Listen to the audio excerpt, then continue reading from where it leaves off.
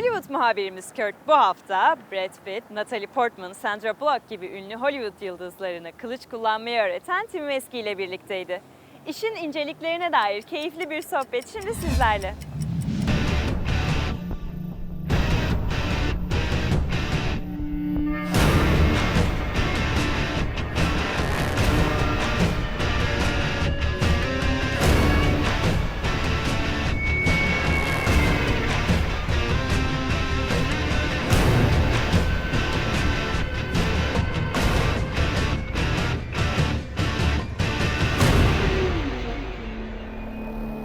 You know, William Shakespeare said that the pen is mightier than the sword.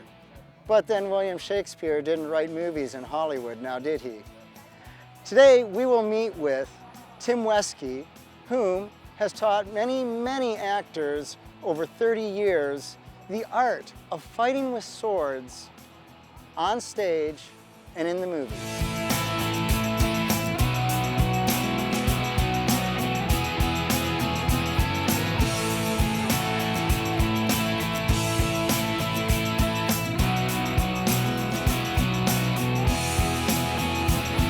We're here in Granada Hills with Tim Weske, who is a professional. What would you call your job in the business? Several. I guess in the business, let's see, I'm a sword master. So I sword choreographer. I train swords with swords. I do stunt coordination. I do stunt. I don't even know if you have a name for me.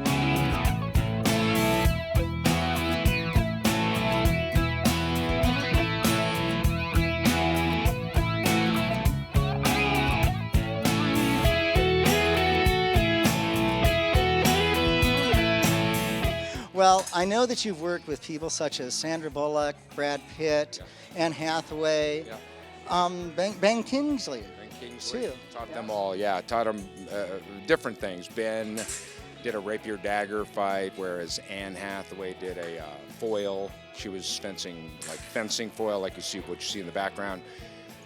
Sandra did foil, but she also did a stick. She fought with a stick. And who was the other one? Brad Pitt was a rapier dagger as well.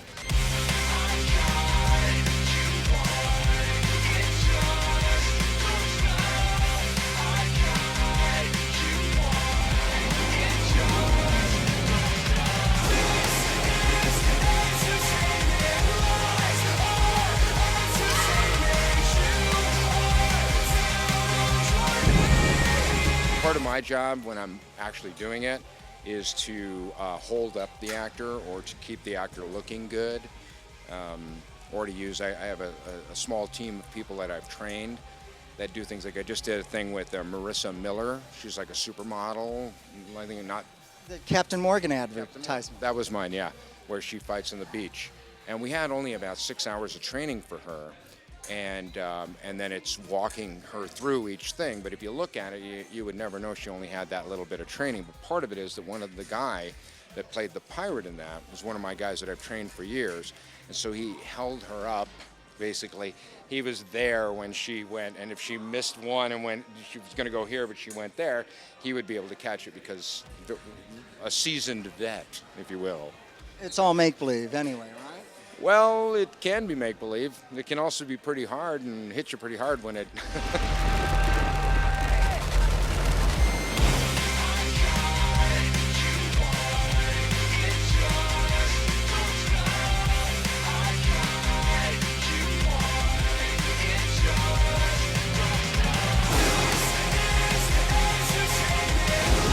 And how was it fighting with Ben Kingsley? I mean, he's Ben's such a great awesome. actor. Yeah, I mean, he's awesome. He would work. I mean, all of these guys that you're talking about just work, and they'll work until they drop.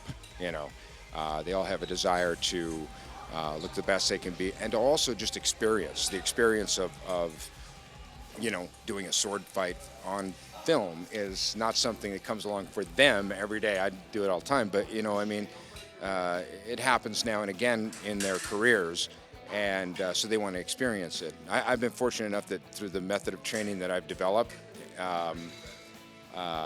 and teaching to these guys that I'd say probably 95% of all my actors, depending if they're a superstar or someone you never heard of, I'd say probably 95% of all my actors do their own stuff, and the stunt people sit on the side and at the craft service table, having a latte or whatever.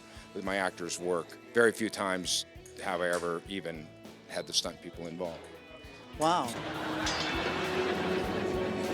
Hey, Tim, how you been? Great. Enjoying the holiday season? Oh, I love it. You know, my youngest is playing the angel in the Christmas pageant this year.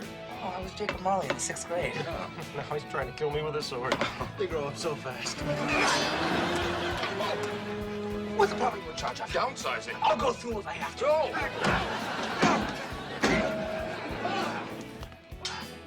What is the what would you say is the difference between fencing and teaching an actor swordplay? That's a good question because it's kind of always different. What I normally do is I'll teach them fencing and movie fighting in my world, not everybody's world, but in my world, mirror each other. And in that you have certain footwork, you have certain balance, you have timing and tempo and things that you have to use in the context of whatever you create and whatever you develop with that particular theme, what's going on, for example, if you have whatever it is that brings a human being to the point of trying to kill somebody, another human being, is a pretty awesome, feeling or emotion that happens. Internal drive. Exactly. Now you say, okay, well that's really an easy one to do, sorta, if you have like two people in a scene that want to kill each other. But what if it's the same thing with comedy? Well, it's a comedy scene, there's two people who want to kill each other, but it has to be comedic, it's no longer brutal. So now you've got a different thing. So every single one of them have to be trained exactly the same in that the balances, and if you don't understand balance, if you don't know how to teach balance, like a lot of these people that sort of teach out there or unfortunately teach incorrectly, what they'll do is they don't know any of these things, and so the tempo and the timing of the whole thing is screwed up.